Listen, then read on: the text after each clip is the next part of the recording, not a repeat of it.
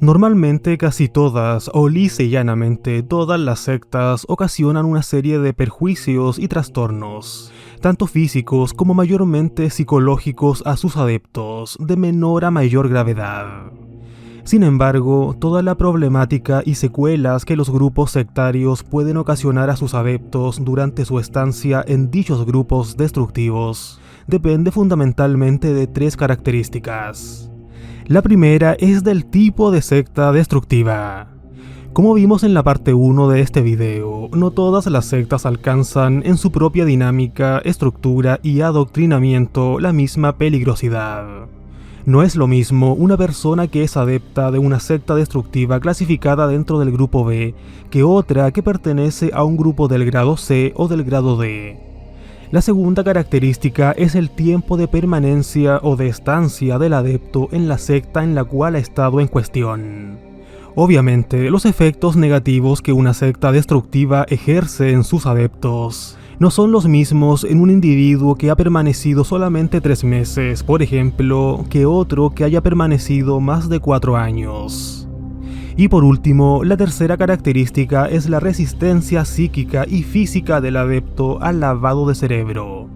No todas las personas tienen o poseen la misma resistencia psíquica y física a un bombardeo constante de dogmas, filosofías y teorías sin sentido, a una presión psicológica cada vez mayor y constante en el tiempo, a un intento de cambiarle su personalidad, emociones y sentimientos, a una alteración brusca en el sueño, a una alimentación escasa o bien negativamente vegetariana, a un ritmo de trabajo excesivo y nulamente remunerado, a un control de la información o a una ruptura de lazos familiares, de pareja, sexuales, amistosos, de ocio, etc., al rechazo de cierto tratamiento médico, entre varios otros puntos. Entre los perjuicios o trastornos que puede ocasionar una secta destructiva a sus adeptos estarían, entre muchos otros, los siguientes. 1. Cambio de personalidad.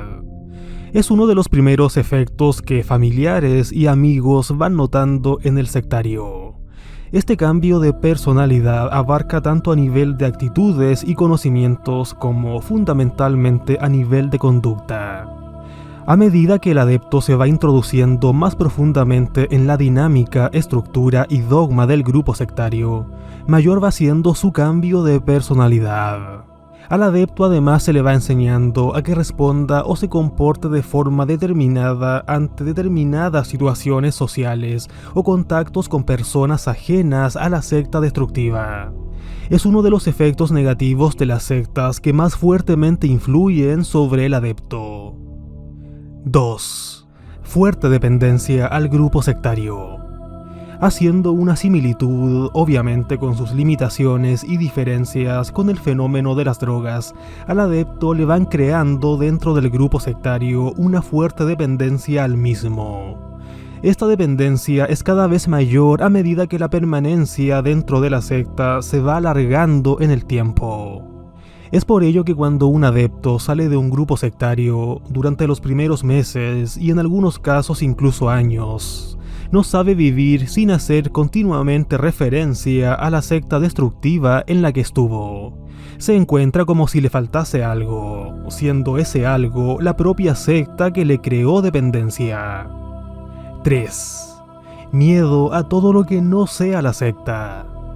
Debido a la modificación de pensamiento que se le hace constantemente y a la manipulación y alteración de las emociones, sentimientos y pensamientos, al adepto le van metiendo gradualmente y sin que se percate de ello muchas veces toda clase de miedos.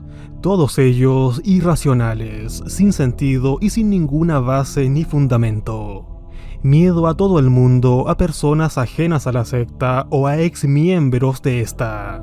Miedo a no hacer las cosas bien, miedo a los castigos, miedo al más allá, miedo a lo desconocido, miedo al líder e incluso a su Dios, etc. 4. Elevados trastornos psíquicos.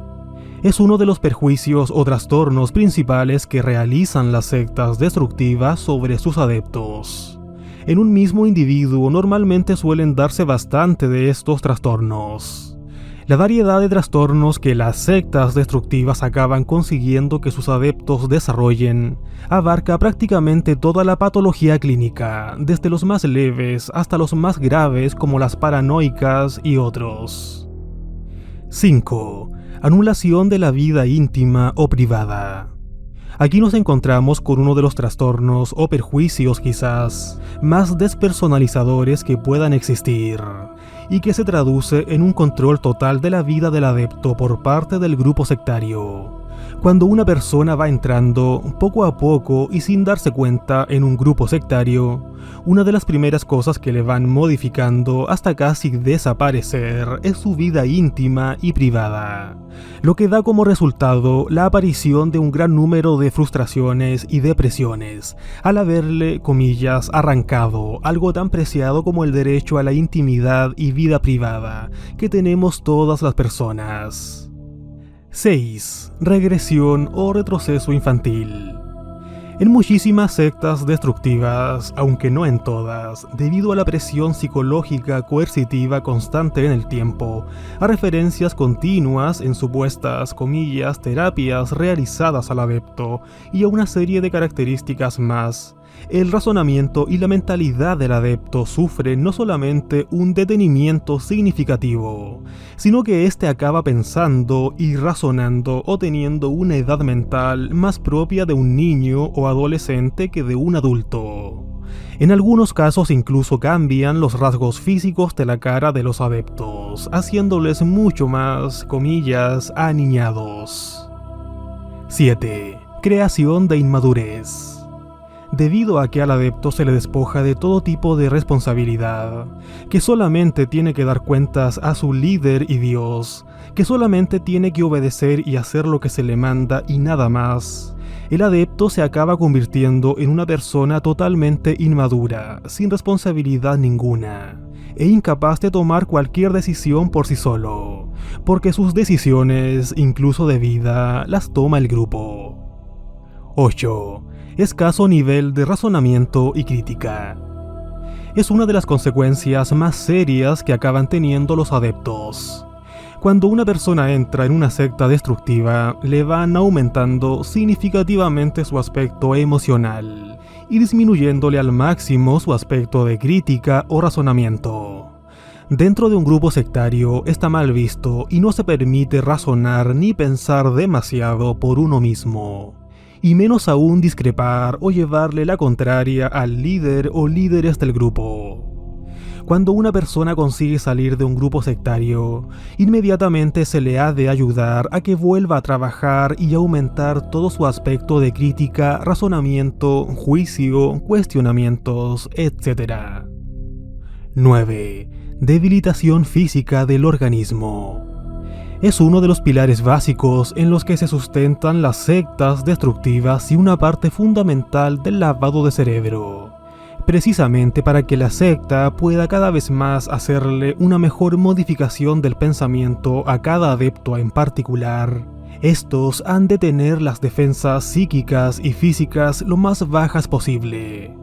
Así el sujeto se siente incapaz no solamente de razonar o darse cuenta de lo que le sucede, sino de impedir o detener lo que le están haciendo. La debilitación física del organismo no solamente es a base de una dieta vegetariana estricta, sino además de tenerle trabajando casi todo el día, por supuesto en las actividades del grupo, de permitirle dormir muy pocas horas, de interrumpirle el sueño, de sesiones largas de meditación y rezos, muchas de ellas en posturas que cansan al organismo, etc. No es de extrañar, por tanto, que muchas muchachas y mujeres que están en determinadas sectas destructivas, como por ejemplo la Iglesia de la Unificación o Secta Moon, debido a la presión psicológica y al estrés tan fuerte que soportan diariamente y al efecto que todo ello tiene sobre el aspecto hormonal, tengan amenorrea o falta de menstruación. 10. Incomunicación con el mundo exterior. Es otro de los pilares básicos y nefastos no solamente de la modificación del pensamiento, en el que se basan las sectas destructivas.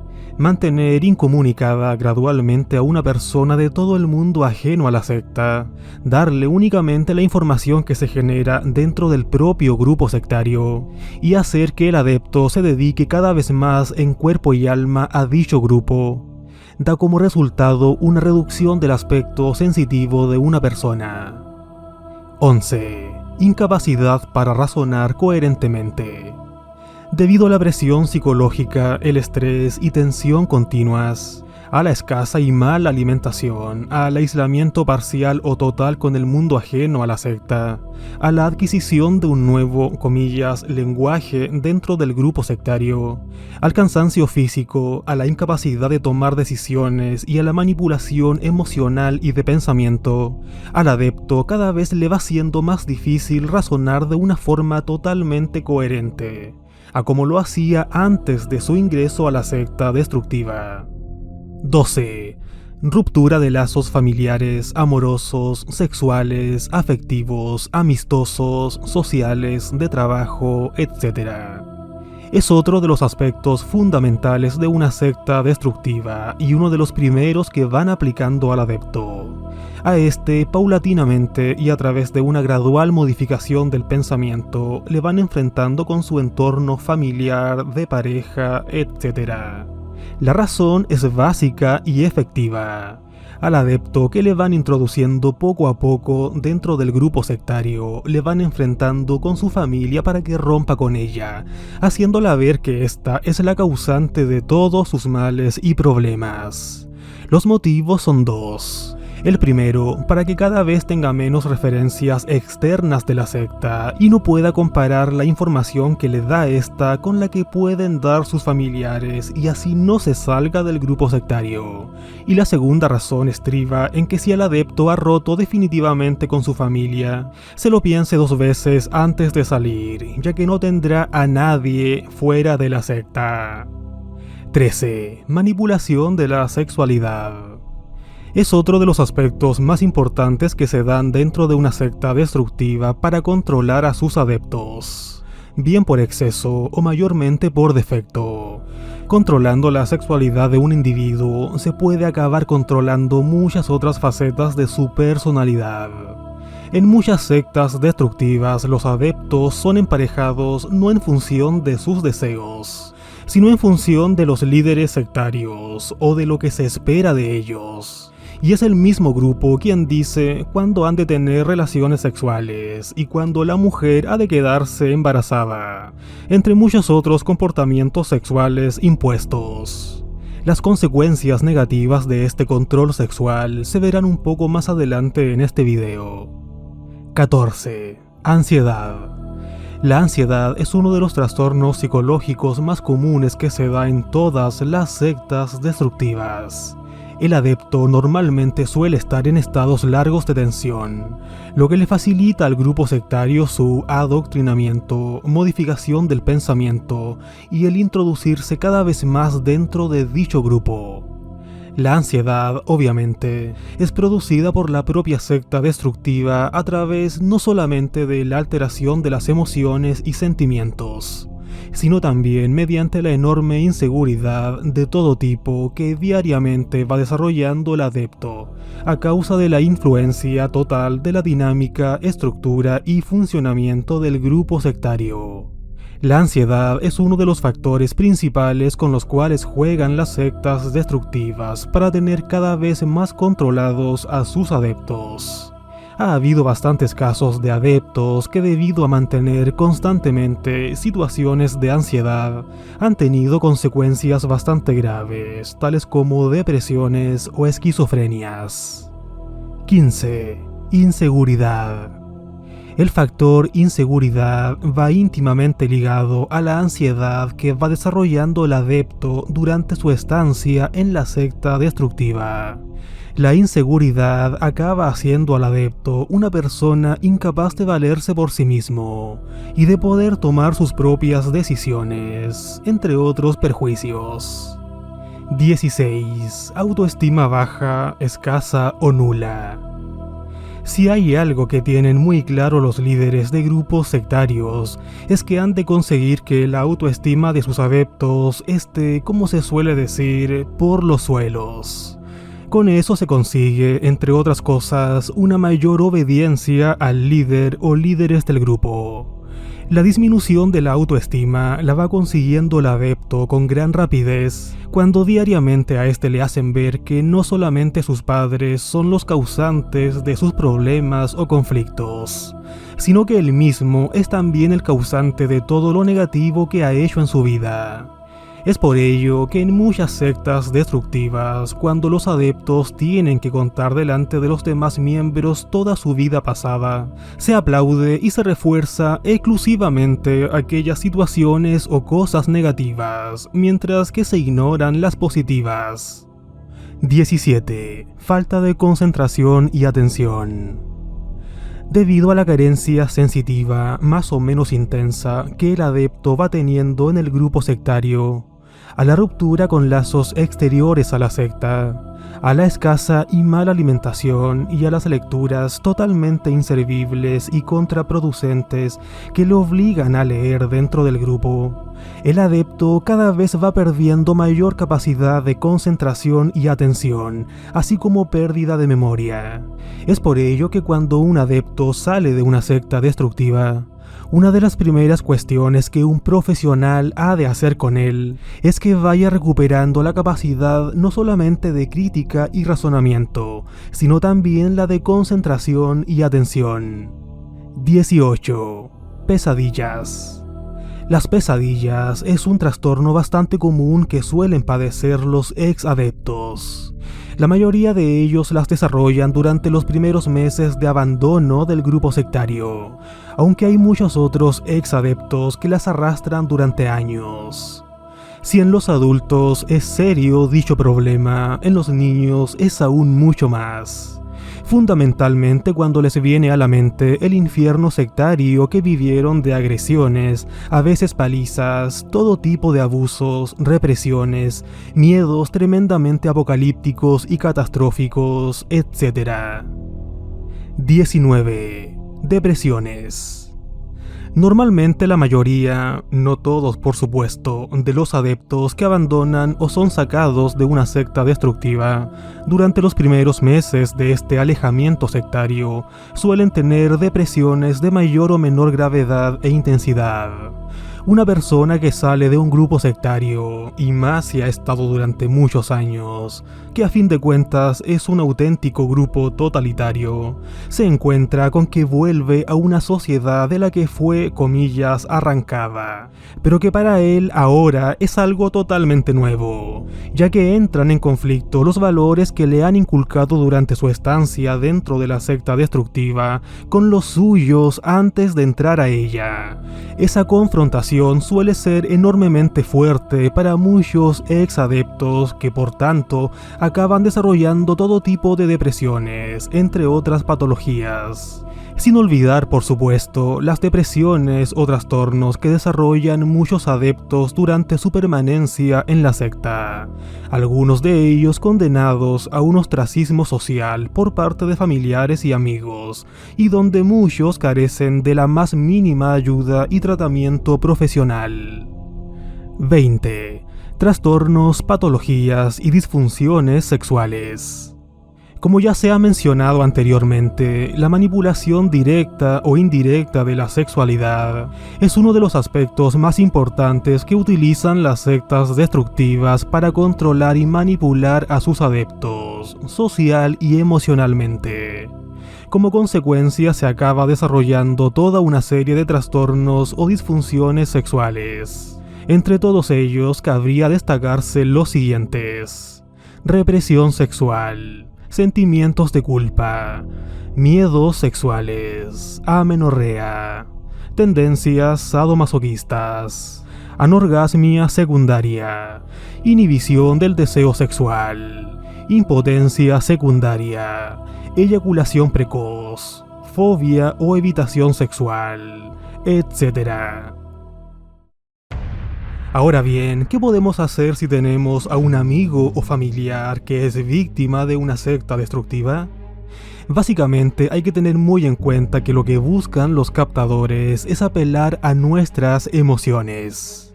No intentan convencer a través de la mente, sino a través de la emotividad, creando así numerosas sensaciones de paz, alegría, armonía, etc.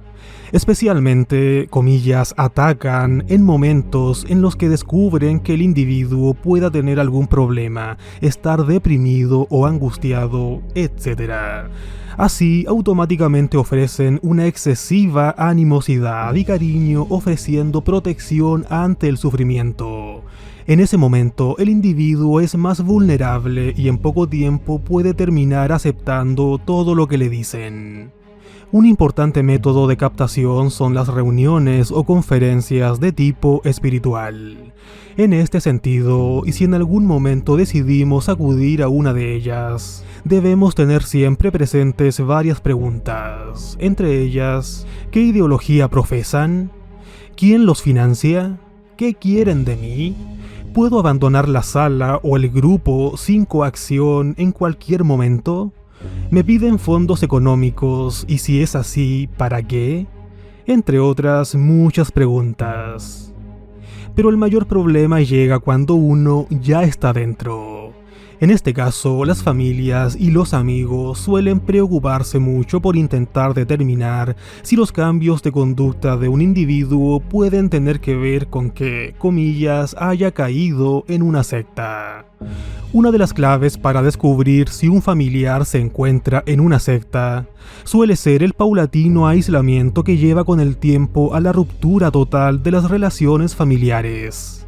Pero también lo son la pérdida de interés por el trabajo, empobrecimiento de la capacidad de habla y comunicación, deterioro físico, inestabilidad emocional, ensimismamiento muy frecuente, paranoia ante cualquier acontecimiento importante mundial, fundamentalismo religioso extremo, sin posibilidad de diálogo, etc. Veamos lo que debes hacer si tienes a un familiar o amigo en una secta destructiva. Lo más importante es buscar asesoramiento en profesionales acreditados en el tema, pero existen claves reconocidas y recomendadas por los mismos. 1. Como decíamos antes, lo más característico es el aislamiento, de manera que lo más importante es procurar no perder la comunicación con el individuo, aun a pesar de que éste no conteste las llamadas o se deje ver muy pocas veces. En este sentido, es muy necesario evitar las prohibiciones o ensañamiento por lo que se está haciendo. Si bien es preferible no hablar del grupo y mantener conversaciones dialogantes y con mucha capacidad de escucha, lo más importante es mantener, al menos en apariencia, una gran serenidad y tranquilidad con el adepto. 2. Manifestar continuamente, pero sin presión, nuestro cariño y amabilidad hacia el individuo.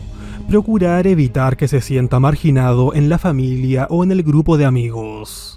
De manera que hay que recordarle que siempre es bienvenido al núcleo familiar, tenga las creencias que tenga. 3. Es importante también tener muy presente que el individuo está manipulado mentalmente.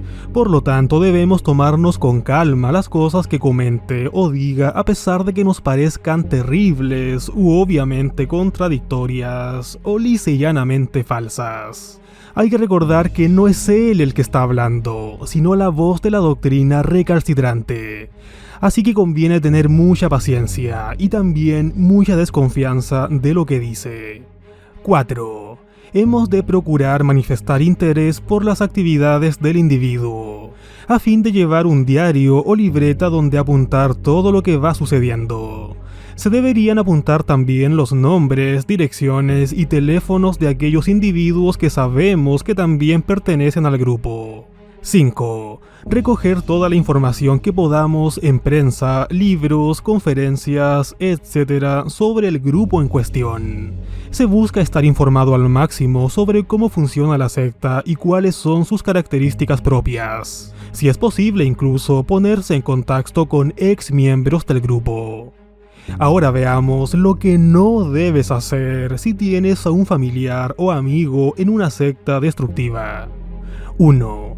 Una de las cosas más recomendadas es evitar mandar dinero al familiar o al amigo. No se deben suministrar fondos económicos ni al individuo ni al grupo, así limitaremos su capacidad de acción.